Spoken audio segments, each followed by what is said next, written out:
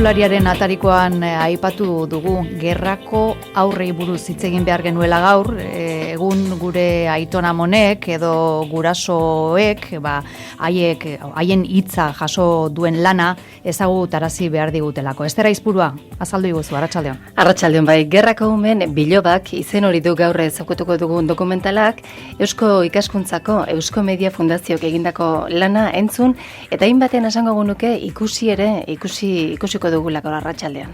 Eta horretarako gurekin hementxe dauzkagu Aitziber Salinas, Eusko Ikaskuntzako kidea, Arratsaldeon, eta Koromuru ere bai, Eusko Ikaskuntzako Eusko Media Fundazioko historialaria eta dokumentalaren egile. Arratsaldeon. Arratsaldeon. Ia 50 minutuko dokumentala osatu duzue, gerra bizi izan zutenen ahotsa bilduz, ez? Hori da, bai. Baina, ikuspuntu diferente batetik. Ze, asko eta oso onak dira dokumentalak, gai honi buruz jorratu direnak, eta nahi genion pixka bat buelta bat eman, edo ikuspuntu diferentea ikusi, eta orduan, pentsatu genuen agian, nola kontatu duten esperientzia guzti horiek interesgarria izango litzatekela. Transmisioan jarri nahi izan duzu indarra. Bai, hori da, bai. Nola kontatu duten, oroimenak nola transmititu dien euren ondorengoei.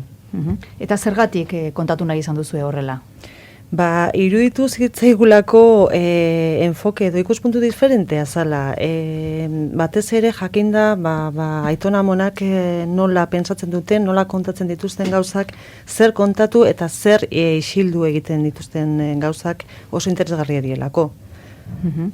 Isiltasuna badaukat artea handia gainera dokumentalean ez da entzuten, baina askotan uko egin izan diote kontatzeari eta gauzak nola kontatu diren ere oso diferente ez da. Guk hemen irratian beti isiltasuna ezin dugu, ez? Ezin dugu jasan segundu bateko isiltasuna ez, zuek bai. Bai. Gure arazorik latzena izan da jendia lortzea. Alde batetik, adinaren poderioz, batzuk egia bizirik ez daudelako, beste batzuk ordea bizirik bai eta kontatzeko gogokin bai, baina gure baldintza batzan euren ondorengoak ere hitz egitea. Eta kasu batzutan hori ez da gertatu. Aitonamonak bai, kontatu nahi zuten euren esperientziak, baina seme-alabak, bilobak edo hilobak, ez. Aitonamonek kontatu nahi zuten, bai? Kasu askotan bai, beste batzutan ez. Beste batzutan, inkluso esango nuke lotxatutak bezalak edo beldurra zeukaten gauzaietaz hitz egiteko, eta ezezkoak eman dizkigute desente bai. Eta inor lehen aldiz kontatu du? Bai, guri kontatu digute, inoiz ez dituztena kontatu. Guretzako oso hunkigarria izan da, eta pentsatzen dut beraien ondorengoi ere nahiko hunkigarria izango litzatekeela, bai. Beira, badaukagu dokumentalaren zatitxo bat, gerraren hasiera eta ondorengoa nola gogoratzen duten norbaitzuk gogoratuko dugu.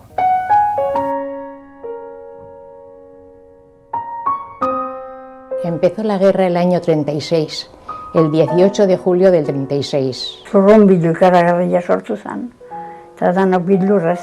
Orduan gure aitak esan zuen, badatoz eta aldeinin beharko dugu hemendik. Etxea utzi eta 3 aizpak eta 10 Iruñara joan behar gedula. Y a mí me llevaron a un colegio de monjas en pleno Londres.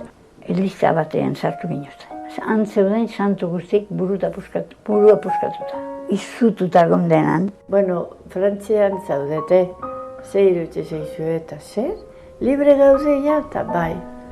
Nera maso esan zuen, gora Euskadi. Y el aita dijo, a Londres, a Francia, a China. Les mando a mis hijos, pero ellos no van a vivir esto. Y nos llevaron a Inglaterra. Nos apuntó mi padre para la expedición de niños vascos a Rusia. Eta alaixen, joan itzan Belgikara. Los del campo socialista aquí. Y los del campo comunista aquí, o sea que nos fueron separando. Eta bakizu nola ferian saltzen dian zeak, jarri esena joan, eta niri aukeratu zian, beste fraterrek. Hori Malinasko apaiz kanonigo bat zan. Anion duzien gukin, desterratuta zuden apaiz guzti. Don Jose Miguel Barandiaran, aitzera izango zen guzti. Don Alberto de Naindia. Gojanariak inda, ondo atsegina zian da, ondo portatu zian, initu lagun batzuk ere. Eta torri nintzen etxea, flamenkos bakarrik hitz egiten nola. ¿Y el maíz dónde tiene? Pues se ha muerto la guerra. No lo hemos matado nosotros, le dijeron eso ya.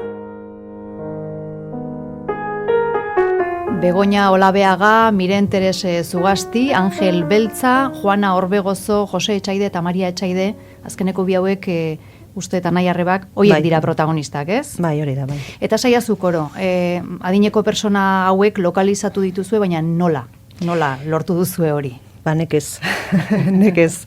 Oso lan bitxia izan da, lehendabiziko momentuan jo genuen datu izango dut. Datu baseetara. Datu baseetara, bai, markatu.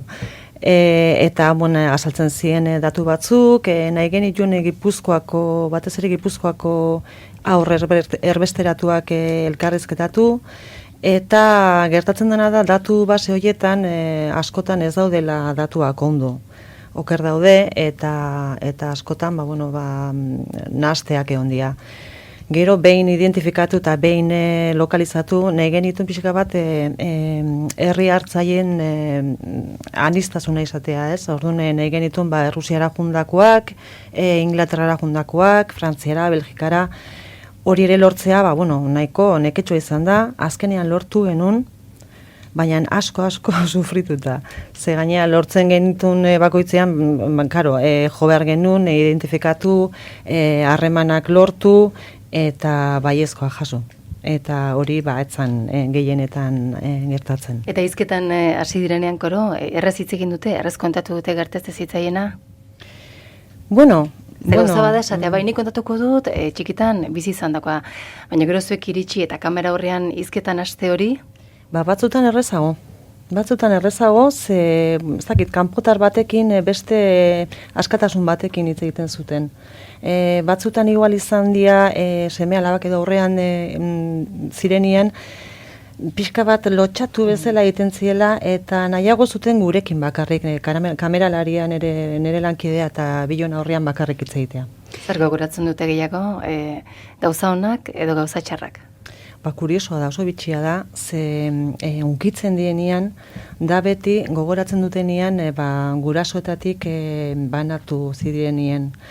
Eta aldiz erbestea, gogoratzen dutenean, erbestea beste herri batean ez zeudenean, bakarrik gauza onak kontatzen dituzte, gainea oso postazun batekin eta bihurrikeriak egiten zituztela, eta jana oso goxua zala, eta horrelako gauzak, umeen gauzak azken finean.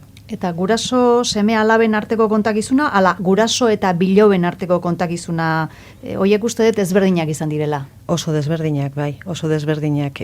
Horre neuropsikologian aditua dan batek lagundu digu. Vicente Bizi Urmeneta. Hori da, bai. Eta berak esaten zuen, memoriaren mekanismoak oso bitxiak diela, eta